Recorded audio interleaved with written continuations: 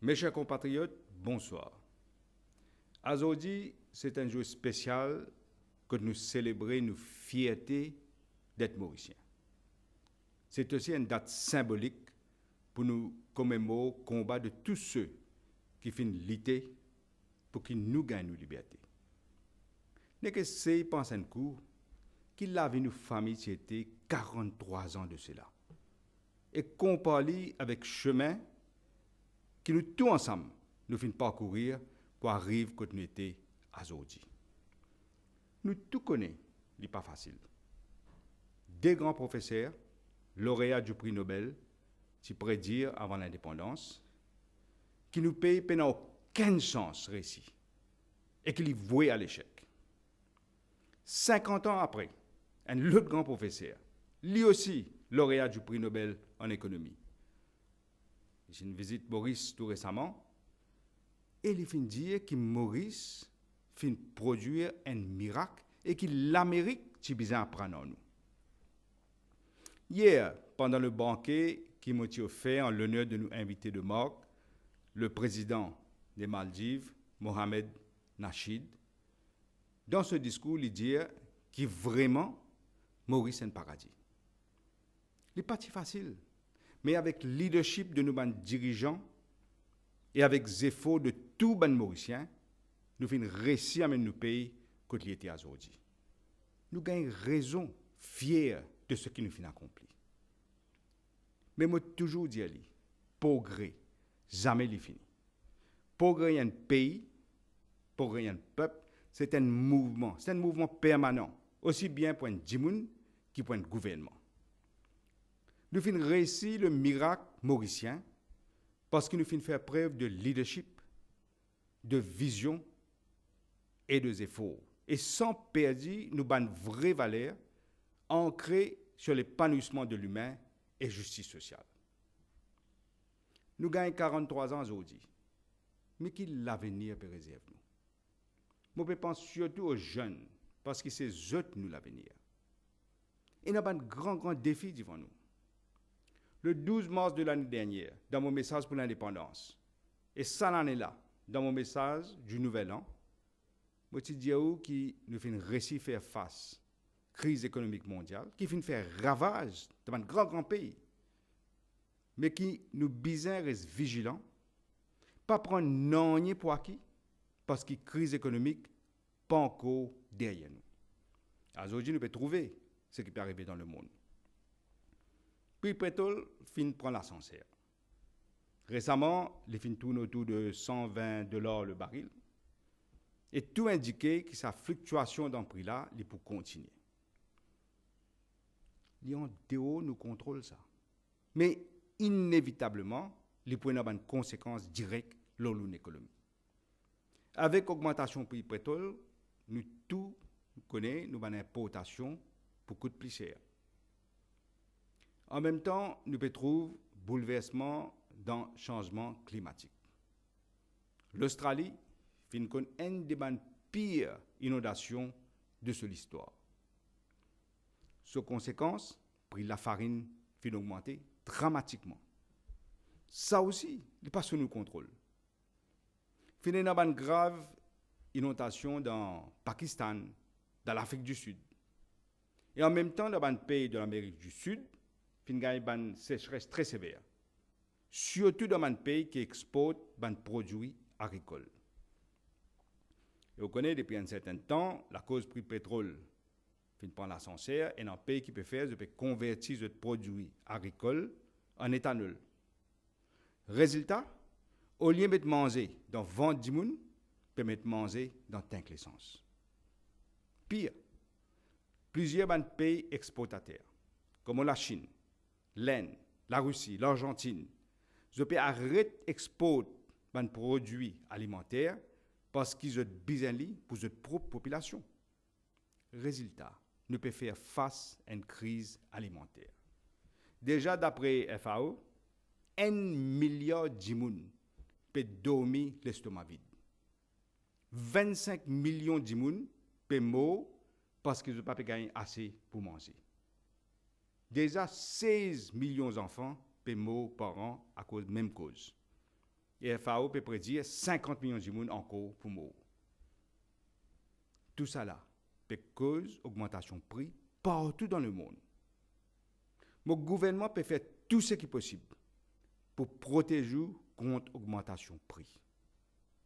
Nous finissons prendre 5 mesures pour protéger contre augmentation prix. Premièrement, nous pouvons continuer à maintenir subside l'eau du riz et la farine pour que les gens pauvres et la classe moyenne capable de continuer à acheter ces denrées de base là. Subside l'eau du riz, ça coûte nous 100 millions de roupies l'année dernière. Cette année-là, nous pouvons prédire qu'il coûte nous 125 millions de roupies.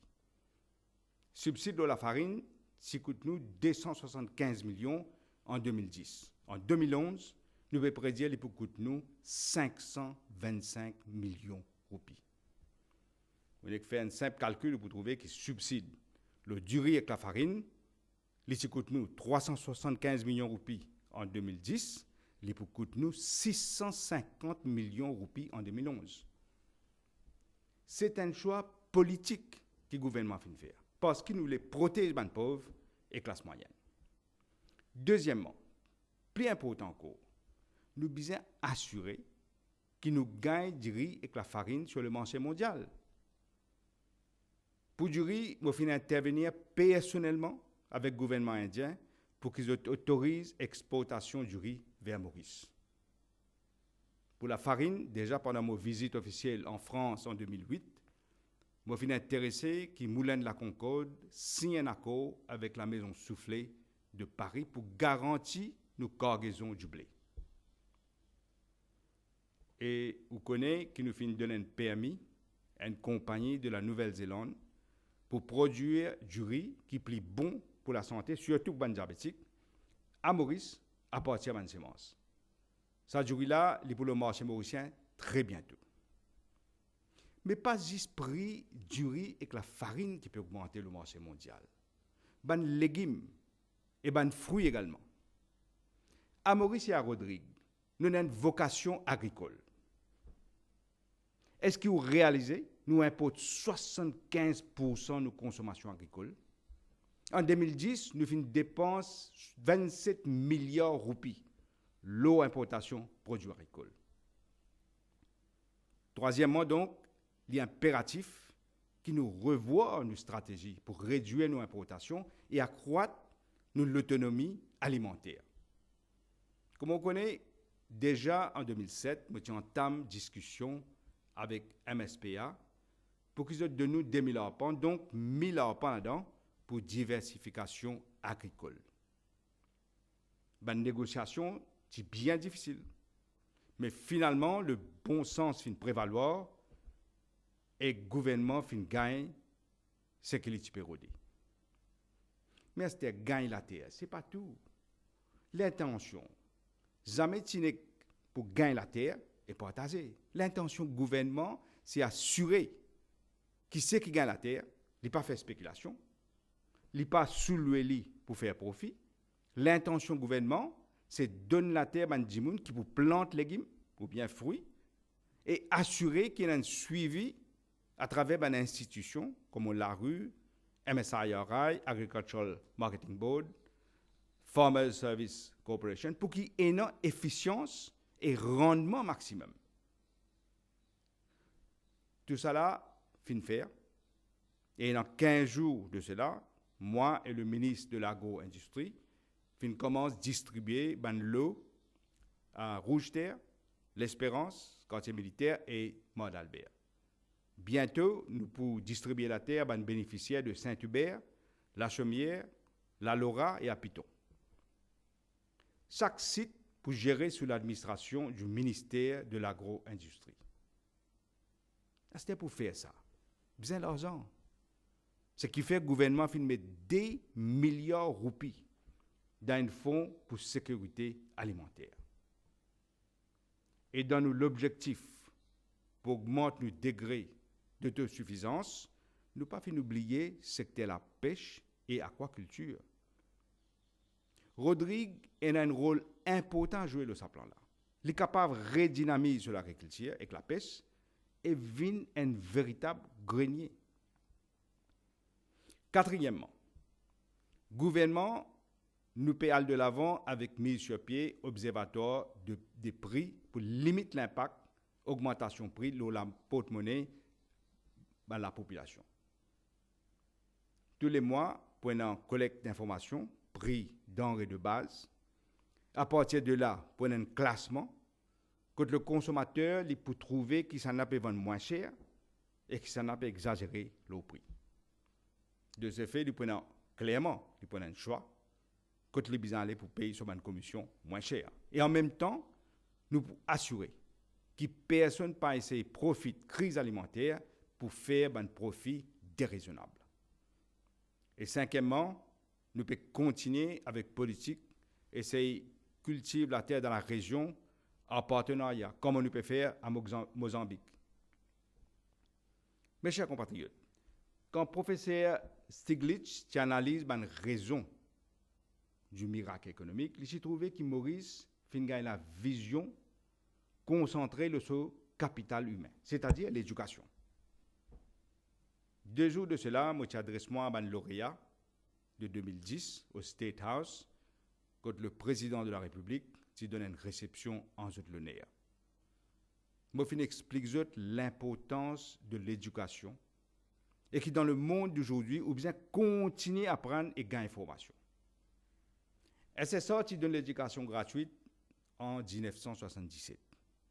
Je donne transport gratuit en 2005.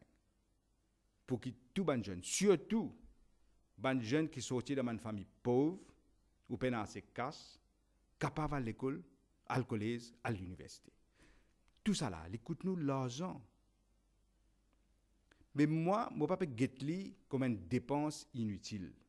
Pour moi, c'est un investissement pour l'avenir. Encore une fois, c'est un choix politique. Parce que pour moi, c'est l'épanouissement humain qui est plus important. Pour moi, l'éducation fait non seulement la raison de nos succès. L'éducation, pour moi, ça m'implique un moyen de sortir de la pauvreté et l'exclusion. Nous devons augmenter le nombre de lauréats l'année prochaine, nous finissons décider, de 60 à 68. Et là-dedans, 24 places pour réserver pour les enfants, les familles qui peinent dans le moyen. Vous connaissez le budget pour l'éducation. Il était 6,5 milliards en 2004. Il passe à 10 milliards en 2010, c'est-à-dire une augmentation de 62%. Encore une fois, c'est une démonstration, détermination du gouvernement, assurer l'éducation pour les jeunes, surtout parce que c'est eux nous l'avenir. Nous pouvons également investir massivement dans la santé. Le budget de la santé, c'est 3,7 milliards en 2004. En 2010, les fins passent à 7,5 milliards de roupies. Et nous pouvons également accélérer la construction de logements pour les pauvres et la classe moyenne. Je suis déjà dit où? Mon ambition, c'est que chaque famille ait un toit sur la tête. Vous trouvez, à la base de nos politiques, c'est toujours l'humain au centre. Tout le monde peut trouver qui quantité de projets, infrastructures peut faire. Le président Maldives, lui-même dit à moi, il est étonné de trouver autant de construction et de projets routiers. Tout bon projet infrastructure qui nous peut mettre en place pour moderniser Maurice, comme la route, métro léger, aéroport, l'université, l'hôpital, les pour coût de gouvernement 250 milliards de roupies dans le prochain 10 ans. Juste la construction de drain depuis 2008, nous avons déjà dépensé 2 milliards de roupies. Malgré ça, nous avons trouvé qui consistait une inondation, nous avons gagné cette semaine-là.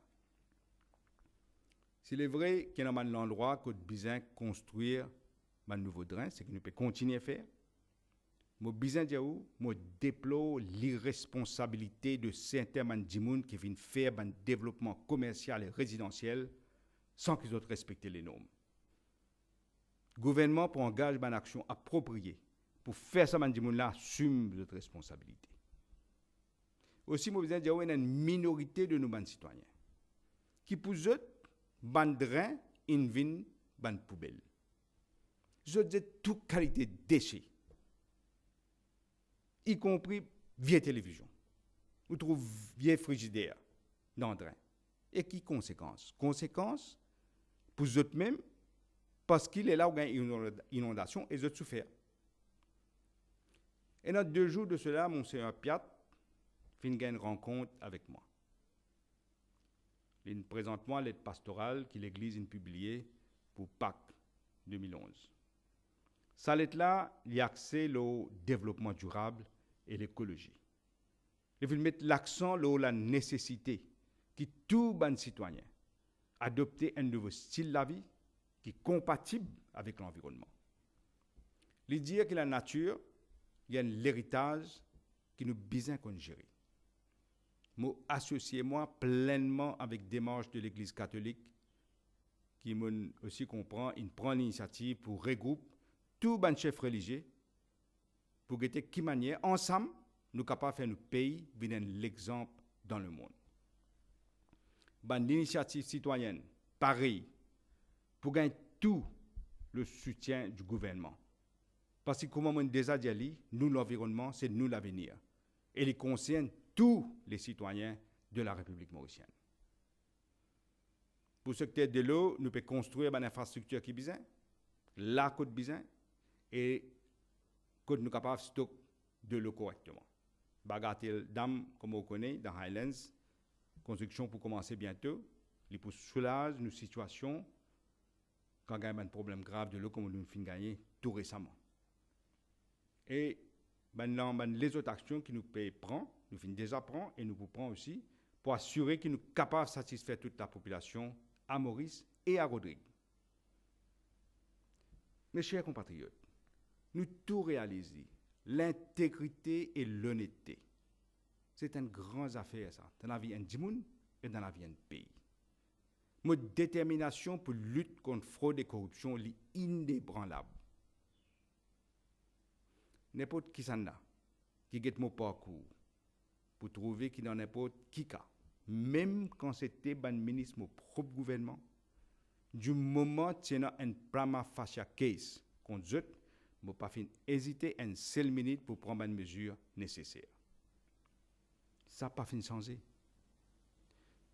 Mes chers compatriotes, comme on m'a déjà dit, je ne pas pour les personnes. Personne vient mettre en danger la stabilité sociale du pays et l'unité nationale. Dans un état de droit comme Maurice, il n'y a personne qui est au-dessus de la loi. Mais si nous avons droit, nous avons aussi responsabilité. Un pas qu'à exister sans l'autre. Mes chers compatriotes, nous tous fiers de ce chemin qui nous fait faire depuis que Maurice gagne sa liberté. Le monde d'aujourd'hui, il y a un monde dur, impitoyable. Quand l'argent joue un rôle plus important qu'il est besoin de jouer. C'est le rôle de la politique rétablir l'équilibre en faveur d'un plus modeste et d'un plus petit. Parti qui m'a l'honneur de diriger, fait 75 ans. C'est 75 ans de la lutte pour la démocratie et la justice sociale. Et plus que jamais, c'est ce chemin-là qui m'a pour continuer à poursuivre. Il est important que toutes nos actions les guidées par l'unité nationale. C'est comme ça que nous pouvons continuer à construire un avenir pour nous et les qui pour venir après nous. Mes chers compatriotes, je vais dire au début que le monde aujourd'hui est difficile. Il y a un grand défi devant nous. Mais depuis toujours, en tant que Mauriciens, nous finissons toujours relève tout les défis, même quand c'était difficile. Je n'ai aucun doute qu'ensemble, nous pouvons surmonter tout les obstacles devant nous. Dans une période difficile, nous devons rester solidaires, déterminés et unis. Comme on fait gagner l'occasion d'y aller récemment, nous n'avons pas besoin de branche sur laquelle nous pouvons assiser, juste pour nos satisfactions. Construire est toujours difficile. Détruire est toujours facile. Où besoin qu'on fait la différence? Je suis convaincu que la République de Maurice a un grand avenir devant lui. Mes chers compatriotes, ce soir, Vina et moi-même, souhaite tout qui se vivent dans Maurice, Rodrigue, Agalega ou Saint-Brandon, une bonne fête de la liberté. L'année qui dit devant nous demande à chacun discipline et patriotisme pour nous affronter réalité le monde. Mopou à l'autre côté et ensemble, nous pouvons continuer à construire un pays moderne dans l'unité et dans la justice. Je remercie pour l'attention. Vive la République de Maurice.